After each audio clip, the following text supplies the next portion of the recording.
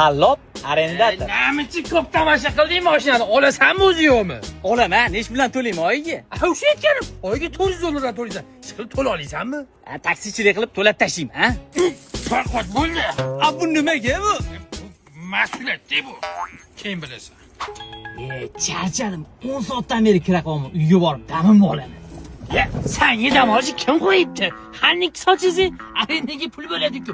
Tez ko'zimni olgandek yo'q. Jonim, sen uchun yurib keldim. Voy rahmat. Qatga ovqatlangani boramiz. Xohlagan joyingni. Senga qizlar bilan gaplashib kim qo'yibdi?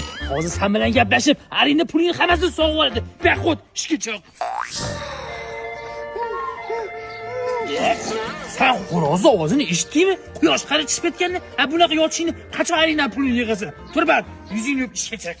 Ana oxirinchi to'lovi. Endi bo'ynimdagi kishanni ham yechib tasharsiz. Menga qara, mana shu kishani yurishgan o'rganib qolding. Mana shu qora bayirni arendaga chiqarib olmoqchiman. Begona bo'lmasin. Shunday quturgan mashinani shapkaga olib qolaman. 400 dollar yana shu to'lab olasan. Ishlab uzaverasan.